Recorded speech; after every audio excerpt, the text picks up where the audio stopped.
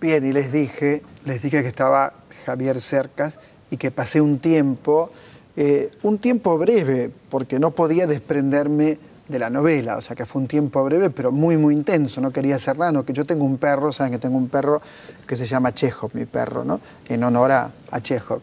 Y nada, no podía ni hablar con el perro, me la pasaba leyendo Las leyes de la frontera de Javier Cercas. ¿Qué tal, Javier? Qué gusto. Muchas gracias por invitarme. Tenerte gusto aquí. Mío. Me gustó mucho tu libro, Las leyes de la frontera, que es el último, pero también Soldado de Salamina y también Anatomía de un instante. Pero empecemos por este último.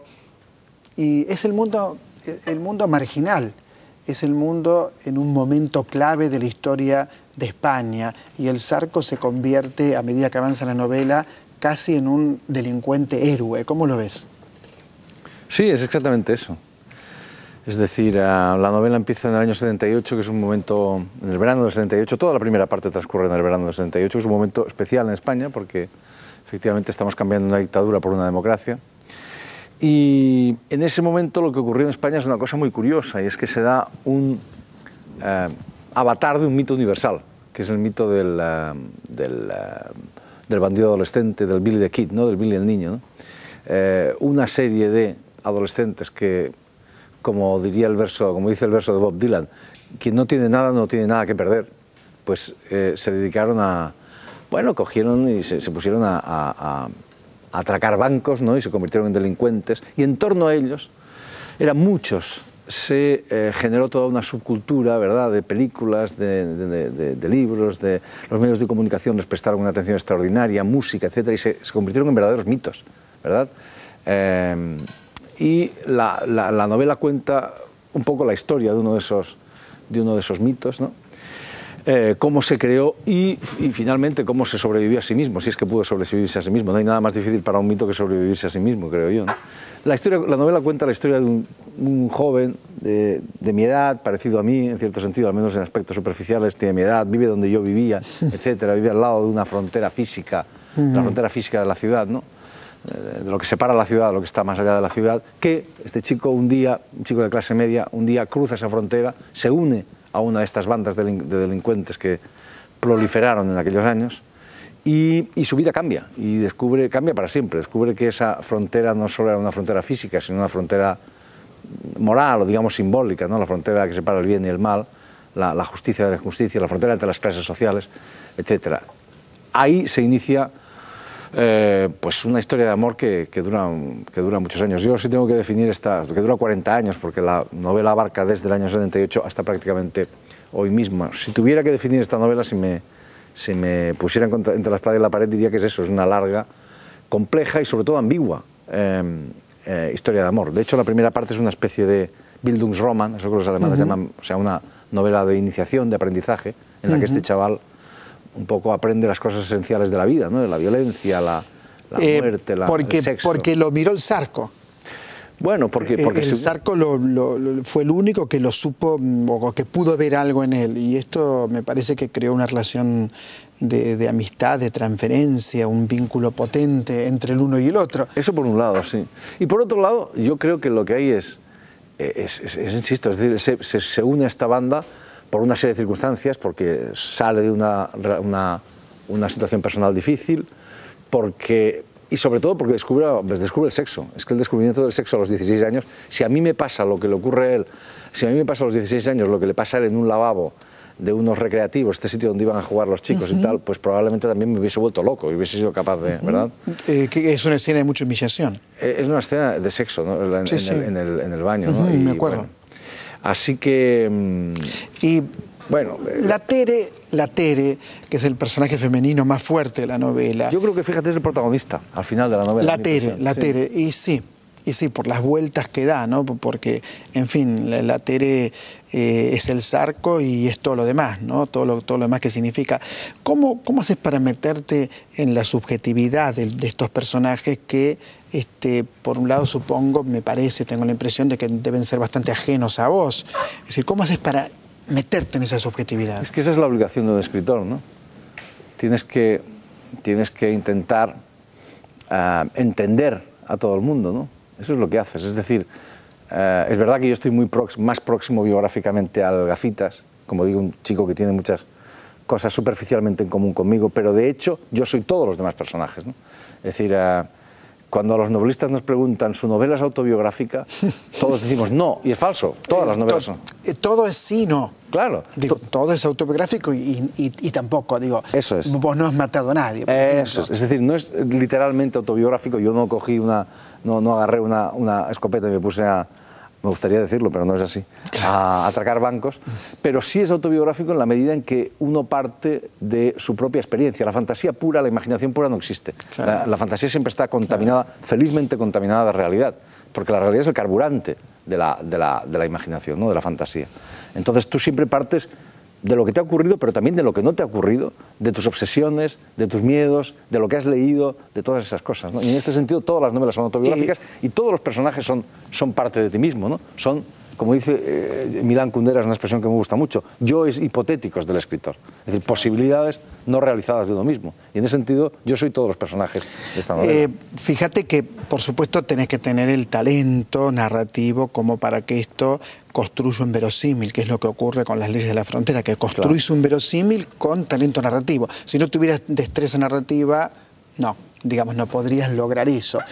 Y a mí me impactó Anatomía de un instante, otro libro tuyo, de aquello que ocurrió el 23 de febrero de 1981. Yo me acuerdo porque un hijo mío nació en mayo del 81, o sea que son fechas que tengo muy presentes, ¿no? Me acuerdo de ese intento de golpe de Estado, ¿no es cierto?, que hizo Tejero, y de tres personajes que no se levantaron de su silla, no se escondieron debajo digamos, cubriéndose las balas, ¿no es cierto? Sí, yo creo que es una imagen que todos, al menos los argentinos de una cierta edad, recuerdan, porque es una imagen, en mi opinión, una de las grandes imágenes del siglo XX, ¿no? La entrada durante la elección, 1981, 23 de febrero, la elección del segundo presidente de la democracia en España, 6 años después de la muerte de Franco. Estaban eligiendo a ese presidente y en ese momento aparece un guardia civil, unos militares en el Parlamento, disparando y exigiendo a todos los diputados que se tiren al suelo. Ese es un acontecimiento de una gran envergadura en España. A mí me intrigó simplemente un hecho que todos los españoles y cualquiera que haya visto esas imágenes ha visto también. Y es un hecho muy sencillo y muy elemental. Y es que efectivamente hay tres personas que no se tiran al suelo. Lo lógico es tirarse al suelo, es un sitio muy pequeñito. Yo no me hubiese tirado al suelo, me hubiese metido en el sótano, a ser posible. Porque, para que no te maten. Claro, pero obviamente. Y me llamó la atención, ¿por qué esos tres personajes hicieron eso? Me pregunté, ¿eso es casual? ¿Eso es un azar? ¿O eso significa algo? Y sobre todo, ¿por qué el que es el verdadero protagonista de esa imagen, que es el presidente del gobierno de aquel momento, el constructor de la democracia en aquel momento, Adolfo Suárez, por quien yo, por lo demás, no sentía una gran simpatía? Y todo el libro es un intento, yo creo que todos los libros contienen en su corazón una pregunta esencial, ¿no? Y la pregunta y lo que hace el libro no es contestarla, porque las novelas tienen prohibido contestar preguntas. Lo que hace es formularla de la manera más compleja posible. Eso es lo que hacen las novelas, ¿no? Y este libro es lo que hace, ¿no? Intenta formular esa pregunta: ¿por qué Adolfo Suárez? ¿Por qué ese hombre se queda sentado? ¿Si tiene algún significado esa imagen o no lo tiene? En este sentido, yo creo que el libro, tú lo has dicho muy bien en la presentación, es un libro raro. Yo he hecho muchos libros raros. En realidad creo que todos mis libros son un poco raros, pero bueno. Este libro no es una ficción, porque yo llegué por una serie de circunstancias. Es decir, Las leyes de la frontera es una ficción, en el sentido de que obviamente parte de la realidad, todas las ficciones, como decía, parten de la realidad, pero en el caso de Anatomía de un instante es una no ficción en el sentido de que nada de lo que aparece allí está inventado, nada es fruto de la fantasía. ¿Y por qué? Porque llegué a la conclusión de que el 23 de febrero, que viene a ser, para que se entienda, nuestro asesinato de Kennedy, claro, es decir, una gran fantasía colectiva, ¿verdad? El punto exacto donde convergen todos los demonios de nuestro pasado reciente, y una gran fantasía colectiva construida durante muchos años por mucha gente, eso ya era por sí mismo era una ficción. Así que lo que yo debía hacer no era escribir una ficción sobre otra ficción, eso era redundante, literariamente irrelevante, no tenía sentido. Lo que debía hacer era contar la realidad hasta donde tal cosa fuese posible. Así que por eso es una no ficción, lo cual no significa que no sea una novela, porque la pregunta esencial del libro es una novela y la respuesta esencial del libro, es decir, el hecho de que no hay respuesta, o no hay respuesta clara, inequívoca, taxativa, sino contradictoria, ambigua, esencialmente irónica, que son las respuestas de las novelas, eso hace de este libro, su construcción, su forma, su planteamiento, a mi modo de ver, una novela sin ficción, ¿no? Un tipo especial, raro, de novela. Yo creo que una de las virtudes de la novela, o quizá la fundamental, es su versatilidad, ¿verdad? Su capacidad de convertirse en muchas cosas. Bueno, por eso ese libro es como es. Un libro tuyo que se reedita permanentemente, que no lo tengo aquí en mi mesa de trabajo, pero no importa. Como yo he leído toda tu obra, no lo necesito tener enfrente, Soldado de Salamina. Creo que es un libro que te lanzó a vos a un lugar muy importante dentro de la literatura, ¿es así? No, totalmente, claro. Es decir, yo antes de ese libro, siempre lo digo, no, era un escritor con poquísimos lectores, mi madre, alguna de mis hermanas, porque tengo muchas, y algún amigo, pocos. Esto es literalmente así. Me parecía lo normal y lo lógico, y nunca me quejé, nadie me vio quejarme de eso. Y escribí Soldados de Salamina y por no se sabe qué azar, se convirtió en un libro muy leído y muy traducido y me hizo un escritor profesional, cosa que yo nunca esperé que ocurriría. Venís de la universidad. Claro, yo siempre fui un profesor universitario, primero en Estados Unidos, luego en una pequeña universidad de provincias, y nunca tuve ninguna pretensión de salir de ahí. Ahora me dedico profesionalmente a la literatura y tengo muchos lectores en fin, y eso se agradece mucho, pero no entraba dentro de mis planteamientos vitales. Hacer buena literatura y vender libros, ¿no? Esto va bien de la mano en tu caso, por ejemplo. ¿Cómo lo vivís? Es que no siempre es así. La literatura, esto en realidad es muy sencillo. Hay libros buenos que se venden mucho y libros buenos que se venden poco. Y hay libros malos que se venden mucho y libros malos que se venden poco. Es decir, hay absolutamente de todo. No hay normas, ¿no? Es decir, hay grandes escritores con muy pocos lectores. Por ejemplo, está aquí Jean Coetzee, escritor al que admiro mucho, enormemente, el escritor sudafricano, que es un escritor, hasta el momento en que le dan el Nobel, con muy poquitos lectores, y era un gran escritor. Y hay otros escritores, grandes escritores, que tienen muchos lectores. Entonces, Javier, ¿tuviste a lo largo de tu vida relación con la literatura argentina? Hombre, por favor.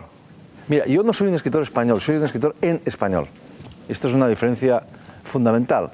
Mi generación ha tenido el privilegio enorme de ver cómo en el último siglo, y gracias a los escritores latinoamericanos en general, y en particular a los escritores argentinos, se ha ensanchado enormemente nuestra tradición. Un escritor tiene que dominar dos cosas. Uno, la tradición universal, esa es una rienda de este carro que lleva, y la otra es la tradición de la propia lengua. Y nuestra tradición, gracias a los escritores latinoamericanos, se ha ensanchado enormemente. Mira, yo soy incapaz de concebirme a mí mismo sin Borges, por ejemplo. Totalmente incapaz, o sin Bioy Casares. Incluso sin Cortázar, escritor que sé que está muy desprestigiado aquí últimamente. No, depende. Los cuentos de bestiario son excelentes. Yo creo que siguen siendo muy válidos. Los cuentos de bestiario, todos los cuentos, todos los fuegos del fuego. Por ahí, a mí personalmente, mucho no me interesan sus últimas novelas, pero sus cuentos, los de todos los fuegos del fuego, los de bestiario, sus cuentos me parecen extraordinarios. Estoy de acuerdo. Hay una en Wikipedia.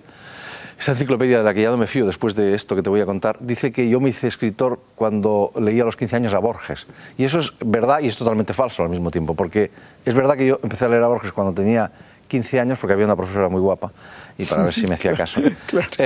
Y por eso se empieza siempre, ¿no? Bueno, y lo que pasa es que a mí Borges me aplastó. Es decir, a mí me convirtió en un feroz, yo ya era muy lector, pero me convirtió en un lector feroz, pero no me convirtió en un escritor. Justamente Borges lo que hizo fue aplazar mi conversión en escritor, ¿no? Porque uno queda aplastado. ¿Cómo hago para escribir mejor? ¿Cómo hago? Si necesitas escritores más pequeñitos que te permitan decir, bueno, también yo soy escritor, también yo puedo hacer esto. Javier, muchas gracias. Es un honor que hayas estado en nuestro programa. Muchas gracias a vosotros. Muchas gracias. Y a usted le digo que además de conocerlo a Javier, que es un placer, su obra. Lea su obra. No me diga, no puedo, no tengo tiempo, se me hace tarde. Las leyes de la frontera, le puedo asegurar que es un libro apasionante. Y también Anatomía en un instante, pero yo diría que empieza con Las leyes de la frontera. Es una opinión.